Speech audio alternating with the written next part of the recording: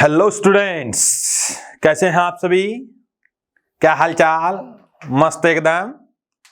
तो आज हम पढ़ेंगे चैप्टर 9th। कौन सी क्लास का? 9th क्लास का। नाम क्या है? Force and laws of motion. Force and laws of motion, बल व गति के नियम। बल व गति के नियम। तो जो चैप्टर नंबर 8 हम पढ़ के आए हैं पहले, उसमें हमने पढ़ा था मोशन के बारे में। यूनिफॉर्म मोशन क्या है, नॉन यूनिफॉर्म मोशन क्या है। लेकिन अब तक हमने ये स्टडी नहीं किया है कि what is the cause of motion. कि मोशन तो हो रही है, लेकिन वो मोशन करवाने के लिए कौन कौन चीजें ऐसी हैं जो जिम्मेवार हैं। किसी भी ऑब्जेक्ट में मोशन क्यों होती है। तो सबसे पहले हम यही डिस्कस करेंगे, व्हाट काजेज मोशन। तो डेली लाइफ के कुछ एग्जांपल देखिए। ये सामने ड्रॉवर है जी। क्या है बच्चों? ड्रॉवर। तो मैंने इसको क्या किया? पुल किया। आपने क्या किया? पुल। ठीक है, ओके। ये क्या है? बैट। ये क्या है? बैट। ये क्या है? बॉल। छोटे बच्चे वाली, बड़ी बॉल, क्रिकेट वाली नहीं है ये बॉल। मैंने इसको शॉट मारा, ठक। क्या हुआ? क्या हुआ? दिशा चेंज होगी, बॉल की दिशा चेंज होगी ना। ये क्या है? बैलून। बैलून। प्रेस करें इसको, प्रेस करें। ठीक है, क्या हो गया? शेप चेंज होगी। और क्या एग्जांपल ले सकते हैं? ये क्या है? स्प्रिंग। क्या है बच्चों? स्प्रिंग। इसको स्ट्रेच करें, क्या हो गया है? खुला खुला हो गया ना थोड़ा सा, यानी कि इसकी शेप चेंज हो गई है। तो इन ऑल दीज एक्टिविटीज, ये जो सभी हमने एक्सपेरिमेंट करे हैं, बैट वाला, बैलून वाला, ड्रॉवर वाला और ये स्प्रिंग वाला, इन सभी में क्या हुआ है, क्या चीज आपने देखी है कि हमने चाहे शेप चेंज करनी हो, चाहे दिशा चेंज करनी हो, ये इसमें पोजीशन चेंज कर दी। पहले यहाँ था ड्रॉवर, फिर हमने खींच लिया तो पोजीशन चेंज होगी ना। बैलून वाले केस में क्या चेंज होगी है? शेप चेंज होगी है। स्प्रिंग वाले केस में भी क्या शेप चेंज होगी है। जो बैट बॉल वाला केस था उसमें क्या हो गई है? दिशा चेंज हो गई है। तो इन सभी एक्टिविटीज में हमने एक एफर्ट लगाया है, एक प्रयास किया है। क्या करने का? या तो पोजीशन चेंज करने का, या शेप चेंज करने का, या डायरेक्शन बदलने का। ओके। तो प्राचीन समय से ही, फ्रॉम एंशिएंट टाइम, जो साइंटिस्ट थे वो मोशन क्यों होती है, कैसे हम उसको समझ सकते हैं, उन पजल्स को सोल्व करने में लगे हुए थे। तो दो साइंटिस्ट हमारे ये ऐसे हैं जिनका बहुत ही मेजर कंट्रीब्यूशन था। नेम लिख रहा हूं मैं। एक तो sir Isaac Newton, sir Isaac Newton, और इनसे पहले थे गैलीलियो गैलीली। गैलीलियो गैलीली, नाम तो अजीब सा है ना, गैलीलियो गैलीली। इटली के साइंटिस्ट थे जी, जिन्होंने सबसे पहले मोशन को समझने के लिए मतलब प्रयास किए, एक्सपेरिमेंट शुरू किए। क्योंकि जो प्राचीन दार्शनिक थे जिनका नाम है अरस्तु, थोड़ा सा ब्रीफ बता रहा हूं बच्चों। एरिस्टोटल हिंदी में लिखते हैं उसको, एरिस्टोटल, अरस्तु।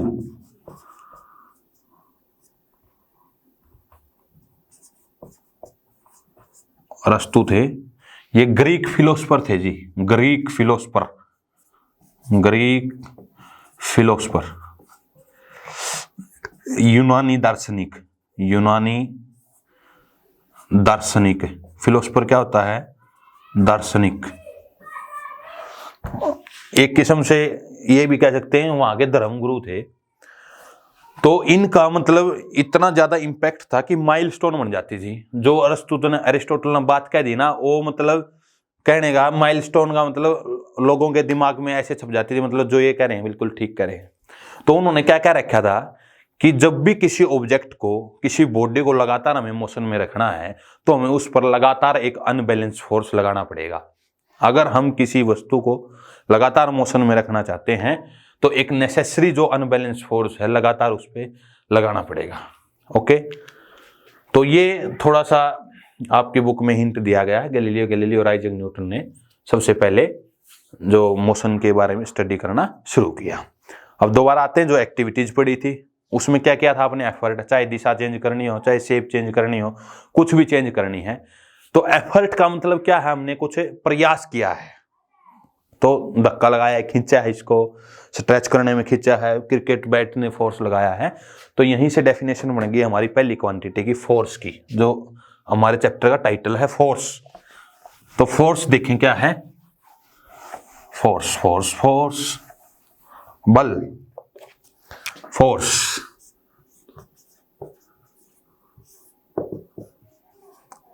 तो फोर्स क्या बन गया है, फोर्स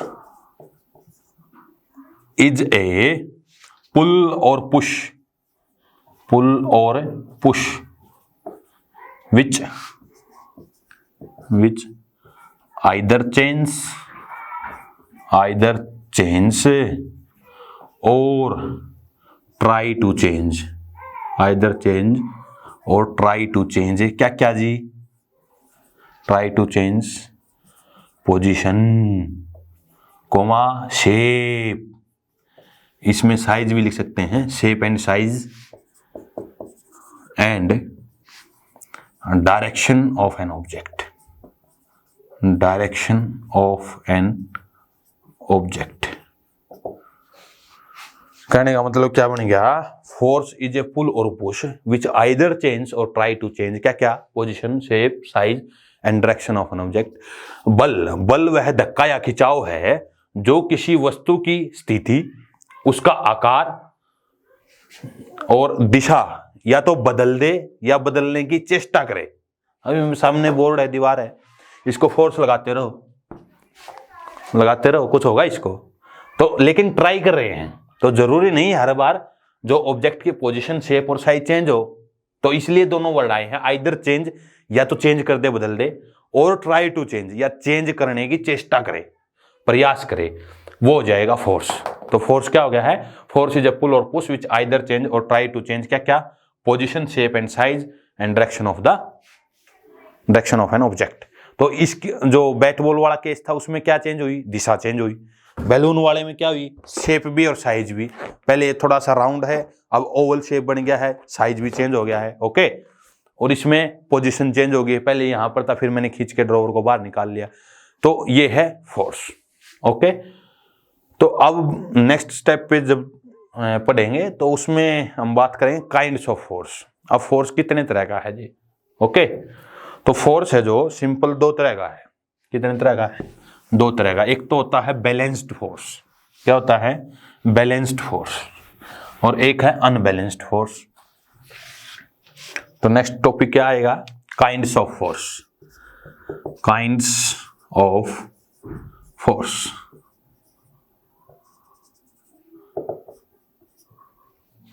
तो इसके अंडर हम पढ़ेंगे दो टाइप के force. First is balanced force, balanced force जिसको बोलते हैं संतुलित बल। क्या बोलते हैं, संतुलित बल। कोई हिंदी मीडियम में भी हो ना जी तो उसका भी साथ के साथ कवर हो जाएगा, संतुलित बल। बैलेंस डाइट जैसे संतुलित आहार बोलते हैं, ऐसे ही संतुलित बल। और एक क्या है, अनबैलेंस्ड फोर्स, अनबैलेंस्ड फोर्स। ये अन है, जैसे उपसर्ग होते हैं ना हिंदी में, अन सफिक्स लग गया ये इंग्लिश में, तो असंतुलित, इंग्लिश में ये अन बन गया है, असंतुलित बल। ये कौन सा है, असंतुलित बल, ठीक है। अब फिर थोड़ा सा सिंपल सा समझें। जैसे मान लीजिए एक ही ऑब्जेक्ट है, ठीक है। अभी मान लीजिए, देखिए हमारी दो की टीम है, ठीक है। हमारे हाथ में एक इधर से पकड़ा हुआ है, एक मैंने पकड़ा हुआ है, ओके। ये अपनी साइड खींचे, एक मैं खींच रहा हूं, खींचे अपनी साइड, मैं भी खींच रहा हूं, मैं भी खींच रहा हूं। तो क्या है, इस केस में किसी भी साइड मूवमेंट नहीं हो पा रही है, ना तो मैं इस साइड ही आ रहा हूं, ना ही ये उस साइड जा रहे हैं। तो इस केस में हमने क्या किया है, इस ऑब्जेक्ट के ऊपर जितना फोर्स इन्होंने लगाया है इतना ही फोर्स मैंने लगाया है। जैसे सिंपल समझें, मान लीजिए एक टेबल है, क्या है, टेबल।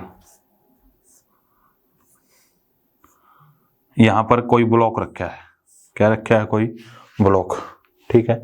अब एक रस्सी इधर है, एक रस्सी इधर है, ठीक, दोनों समान फोर्स से, ये मान लीजिए एक्स पॉइंट है, इधर वाला वाई पॉइंट है। अरे रस्सा खींच प्रतियोगिता देखी होगी आपने, गांव में भी होती है, स्कूल लेवल पे भी, उसमें क्या हुआ है, एक टीम इधर है, एक टीम इधर है, दोनों साइड रस्सा खींचते हैं, वो उधर फोर्स लगाती है, इधर वाली टीम इधर फोर्स लगाती है। अगर बैलेंस फोर्स है तो टीम कौन सी जीतती है, जो ज्यादा ताकतवर होगी उसी साइड मूवमेंट हो जाएगी ना, कहने का मतलब ये है। तो बैलेंस फोर्स वो फोर्स होते हैं जो इक्वल इन मैग्नीट्यूड हो और अपोजिट इन डायरेक्शन हो।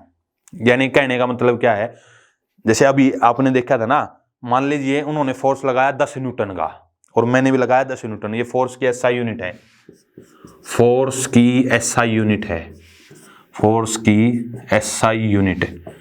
एसआई तो पता ही है आपको, स्टैंडर्ड इंटरनेशनल यूनिट कौन सी है भाई, न्यूटन है, न्यूटन, एन से लिखा जाता है कैपिटल। जैसे चीनी लावा है 5 किलो 2 किलो क्विंटल मन टन, ऐसे है ना, ऐसे ही फोर्स को किस में नापे हैं, न्यूटन में। तो ये जो ब्लॉक है, ना तो इस साइड मूवमेंट होगी ना ही इस साइड मूवमेंट होगी। कब नहीं होगी, जितना फोर्स इस साइड लग रहा है उतना ही फोर्स इस साइड लगे, उतना ही फोर्स इस साइड लगे। जैसे मान लो इस साइड कितने का लगा, 10 न्यूटन का, इस साइड भी कितने का लगा, 10 न्यूटन का, ठीक है। तो दोनों फोर्स क्या है, इक्वल है। मैग्नीट्यूड क्या है इनका, 10, ये बता रहा है क्या, न्यूमेरिकल वैल्यू 10। मैग्नीट्यूड की बात क्यों कर रहे हैं, क्योंकि फोर्स वेक्टर क्वांटिटी है। कैसी क्वांटिटी है, वेक्टर, सदिश, सदिश, सदिश, सदिश का मतलब जिसके साथ दिशा भी हो। वेक्टर क्वांटिटी वो होती है जो दोनों चीज रखती हो, क्या क्या, मैग्नीट्यूड प्लस डायरेक्शन। तो फोर्स कैसी क्वांटिटी है, वेक्टर क्वांटिटी है, क्योंकि फोर्स में हमने क्या ही बताना पड़ा है, किस दिशा में फोर्स लगाया है। ड्रॉवर को खींचा था इस साइड फोर्स लगाया, बैलून को प्रेस किया था इन साइड फोर्स लगाया, अंदर की साइड, ओके ओके। तो फोर्स की ऐसा यूनिट होगी न्यूटन। ये फोर्स कैसे बन जाएंगे, बैलेंस फोर्स। कैसे बन जाएंगे, बैलेंस फोर्स। जितना फोर्स इधर है इतना ही फोर्स इधर है। और बैलेंस फोर्स के केस में, बैलेंस फोर्स के केस में ऑब्जेक्ट की कोई मूवमेंट नहीं होती, जीरो मूवमेंट होती है, यानी कि ऑब्जेक्ट चलेगा नहीं। यानी कि मोशन के लिए ऑब्जेक्ट की अनबैलेंस फोर्स होना चाहिए। अब एक सिंपल एग्जांपल और देखें यहाँ पे, क्या, जैसे मान लीजिए ये बॉक्स है, ठीक है, क्या है ये, बॉक्स, ओके। अब मान लीजिए इसके अंदर भारी है जी, एक दो बच्चा आया, हलवा आया, ठीक है, फोर्स लगाया, सर क्या ही नहीं, मूव नहीं कर पा रहा है। क्यों नहीं कर पा रहा है, क्योंकि जितना फोर्स मैंने लगाया ना, इतना ही ग्राउंड और इसके बीच में क्या है, फ्रिक्शनल फोर्स है। ग्राउंड के और इसके सरफेस के बीच में क्या है, फ्रिक्शनल फोर्स है, उतना ही। इसको मैं बोर्ड पे पिक्चर बनाऊंगा और साथ के साथ यहां भी समझाऊंगा। ये देखिए ध्यान से,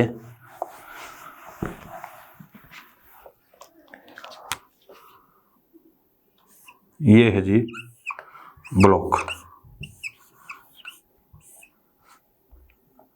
ये क्या है आपका ब्लॉक, ओके। अब इस साइड क्या है, दो हल्के हल्के व्यक्ति आए, फोर्स लगा रहे हैं, ओके। एक और बना देता हूं, ड्राइंग इसी है भाई। ये लड़की है, मान लो चुटकी और छोटा भीम है, मान लो। अगर 1.5 फुटिया राजू बनाऊं, ये, ओके। तो इन्होंने क्या है, इस साइड फोर्स लगाया, यहां पर ऐसे ऊपर, और नीचे क्या है, फ्रिक्शन फोर्स, उतने ही अमाउंट में, क्योंकि मूव नहीं कर पा रहा है ना, ऐसे। फ्रिक्शन फोर्स आपको पता है क्या होता है, घर्षण बल हिंदी में बोलते हैं इसको। ग्राउंड है ये, यहां पर ग्राउंड है, तो ग्राउंड और इसके सरफेस के बीच में कौन सा फोर्स बताया है, फ्रिक्शनल फोर्स। कौन सा, फ्रिक्शनल फोर्स, घर्षण बल, फ्रिक्शनल फोर्स। ये जब होता है जब दो सरफेस कांटेक्ट में हो, दो सरफेस क्या हो, कांटेक्ट में हो, ठीक है। अब क्या किया, हिला नहीं ना, फिर इन लड़कों ने और फोर्स लगाया, एक लड़का लड़की है ना, और फोर्स लगाया और फोर्स लगाया, फिर भी नहीं हिला, फिर भी नहीं हिला, ओके। तो क्या सिचुएशन बनी, दोबारा से क्या सिचुएशन बनी कि ब्लॉक है ये दोबारा से, आइडेंटिकल ना भी हो जी, ध्यान रख लियो, एक के ब्लॉक है, यू यू है।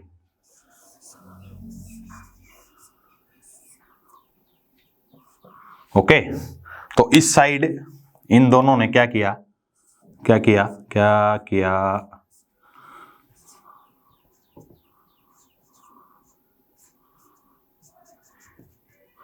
क्या किया इन्होंने, क्या किया, और मैग्नीट्यूड का फोर्स बढ़ा दिया भाई। यहां से ये एरो देखिए, यहां पर छोटा था अब बड़ा हो गया है, तो ऊपर से फोर्स बढ़ने से जो नीचे फ्रिक्शन फोर्स है वो भी बराबर हो गया, क्योंकि फ्रिक्शन जो फोर्स होता है वो सेल्फ एडजस्टिंग होता है। सेल्फ एडजस्टिंग क्या होता है बच्चों, सेल्फ एडजस्टिंग। सेल्फ एडजस्टिंग का मतलब अपने आप एडजस्ट हो जाने वाला, कि जितना फोर्स बच्चों ने ऊपर से लगाने के ब्लॉक को मूव करने के लिए लगाया, अपने आप ही उतना ही फ्रिक्शन अपोजिट में प्रोड्यूस हो गया है। तो ब्लॉक अब भी नहीं हिल रहा है, दोनों ही केसेस में डोंट मूव, डोंट मूव, इसमें भी डोंट मूव, मूव नहीं किया। कहने का मतलब क्या है, डोंट एंग्री मी है ना, डायलॉग भी सुना होगा, तो ये कह रहा है डोंट मूव मी। ओके, अब भाई ताकतवर और उन्होंने पूरी एनर्जी लगा दी, तो अब क्या है, ब्लॉक चलना शुरू हो गया, चलना शुरू हो गया, चलना शुरू हो गया, चलना शुरू हो गया, चलिया। तो इस केस में क्या होगा, जो नीचे वाला फोर्स है वो कम हो जाएगा बच्चों, क्या हो जाएगा, कम, और जिस दिशा में फोर्स ज्यादा है उसी दिशा में ब्लॉक ने स्टार्ट करना, मूव कर रही है। ओके, मूव करना स्टार्ट कर दिया। तो लास्ट डायग्राम अगर हम देखें तो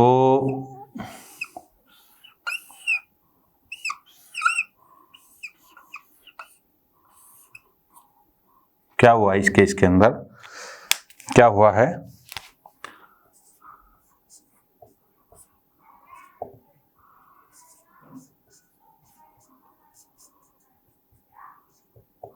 ओके, तो अब इन्होंने फोर्स बहुत ज्यादा कर दिया है, ऊपर वाला फोर्स ज्यादा हो गया है, नीचे वाला इतना ही रह गया है जितना यहां पर था, कम। तो इस डायरेक्शन में, कौन सी डायरेक्शन में, इस डायरेक्शन में ब्लॉक ने मूव करना शुरू कर दिया है। ये क्या है, डायरेक्शन ऑफ मोशन, ये क्या है, direction of motion.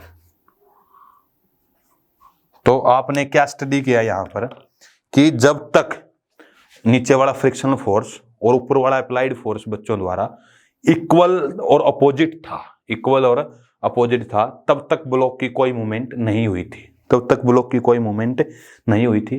Second case में बच्चों ने क्या किया, और जोर से दम लगा के अहिंसा, फिल्म भी आई थी ना, दम लगा के अहिंसा, 1 2 3 बोलना ना ऐसे।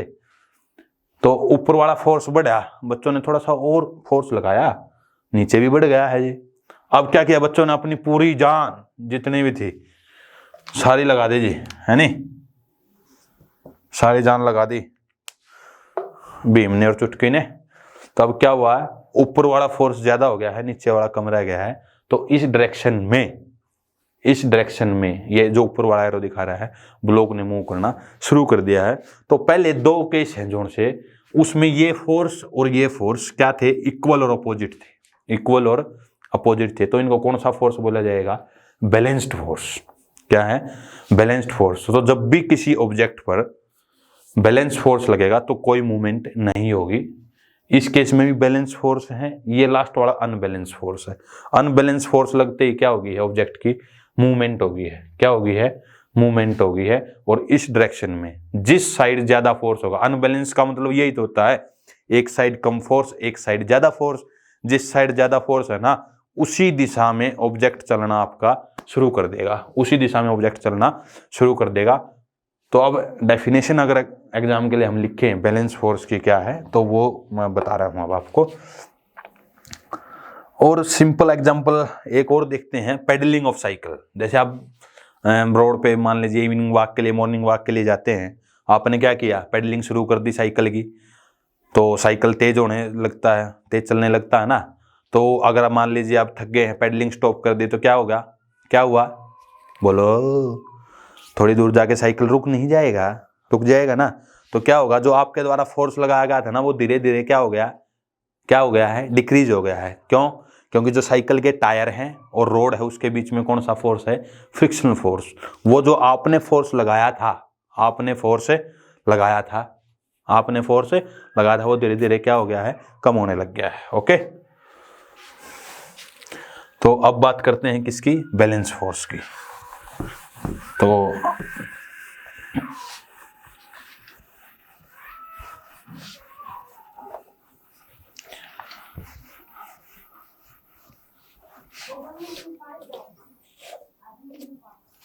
तो balanced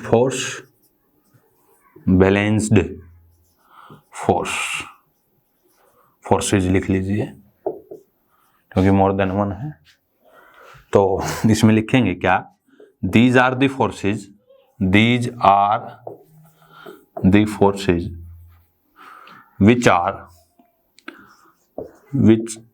are equal in magnitude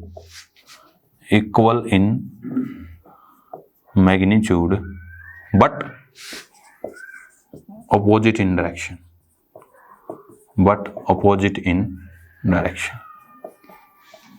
are called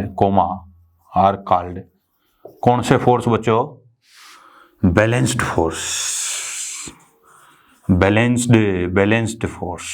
कैसे बोलो, बैलेंस्ड फोर्सेज बोलते हैं। तो अगेन एक नोट भी लिख सकते हैं, बैलेंस्ड जो फोर्सेज होते हैं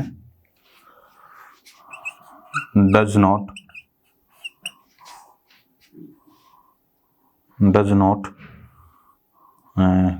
यह भी लिख सकते हैं काज दी मोशन ऑफ ऑब्जेक्ट्स, या डज की जगह डू लिख लें, डोंट, क्योंकि मोर देन वन है ना, तो don't cause the, do not cause the क्या, मोशन ऑफ ऑब्जेक्ट। कहने का मतलब क्या है कि जब भी किसी ऑब्जेक्ट पर कौन से फोर्स लग रहे हो, बैलेंस फोर्स लग रहे हो, तो ऑब्जेक्ट की मोशन नहीं होगी। जैसे इसी ऑब्जेक्ट पर है, इस साइड भी 10 न्यूटन का फोर्स है, इस साइड भी 10 न्यूटन का फोर्स है, तो नो मोशन क्या होगी इस ऑब्जेक्ट की, नो मोशन, यानी कि स्टे हेयर, यहीं पर आराम करेगा जी, किसी साइड मूव नहीं करेगा। तो ये कौन सा फोर्स हो गया है, बैलेंस फोर्स। कौन सा हो गया बच्चों, बैलेंस फोर्स। अब आते हैं अनबैलेंस्ड फोर्स पे। किस पे, अनबैलेंस्ड फोर्सेज पे। तो मैं इसी में थोड़ा सा चेंज कर रहा हूं, ये सुविधा मेरे पास आपके लिए नहीं है। अनबैलेंस्ड, तो these are the forces which are unequal, यहां पर क्या लगा देंगे, unequal in magnitude but opposite in direction are called unbalanced forces. कैसे होंगे वो, अनबैलेंस्ड फोर्सेज। तो इसमें भी लिख देंगे अनबैलेंस्ड जो फोर्स होते हैं, अनबैलेंस्ड फोर्सेज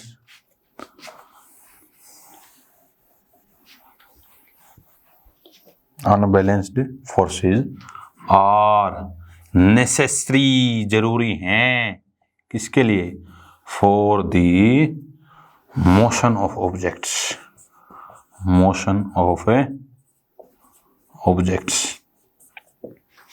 क्या होगा, ऑब्जेक्ट्स में देखें लेंगे,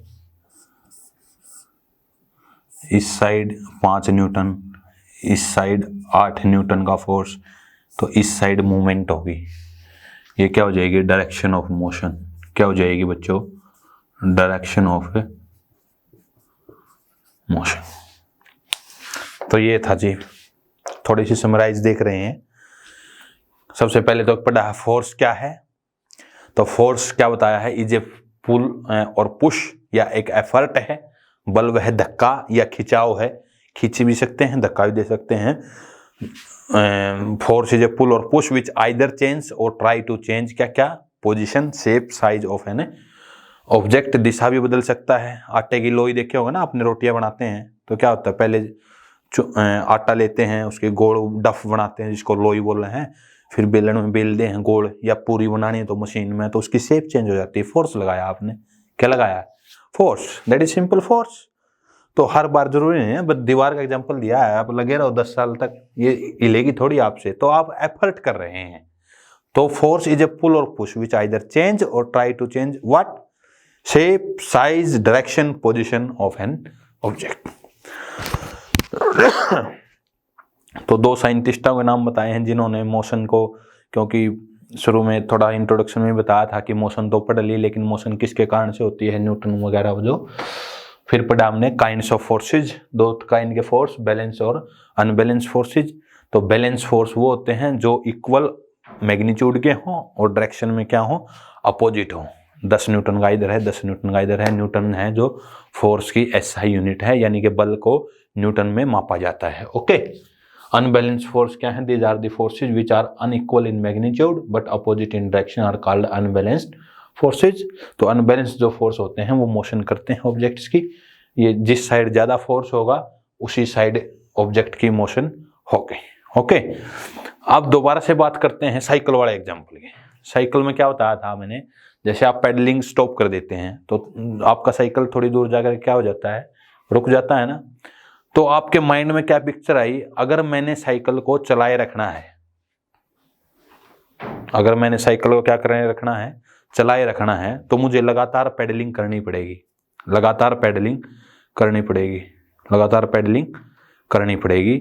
तो इससे ये क्लू मिला कि अगर किसी ऑब्जेक्ट को लगातार मोशन में रखना है, if we want an object to continue in motion, an unbalanced necessary force is necessary, कि अगर किसी ऑब्जेक्ट को आप लगातार मोशन में रखना चाहते हैं तो उसके ऊपर आपको लगातार अनबैलेंस फोर्स लगाना पड़ेगा। समझ में आई कुछ बात? लेकिन ये स्टेटमेंट बिल्कुल गलत है। ओके, ये क्यों गलत है, इसका कंसेप्ट हम नेक्स्ट वीडियो में पढ़ेंगे। तो ये जो आज का टॉपिक था, बिल्कुल 2-3 छोटे-छोटे पॉइंट बताए हैं और लेसन का इंट्रोडक्शन था। जो रेस्ट ऑफ पार्ट्स हैं, गैलीलियोज एक्सपेरिमेंट कैसे किए, फिर इनर्शिया, लॉज ऑफ मोशन का हम डिस्कस करेंगे, उसको नेक्स्ट वीडियो में पढ़ेंगे बच्चों। तब तक के लिए घर पर रहें, सुरक्षित रहें, ठीक है जी। और नेक्स्ट वीडियो में जो लॉज ऑफ मोशन है वो पढ़ेंगे। Take care, good bye, see you, tata. Okay, next video में मिलते हैं आपसे।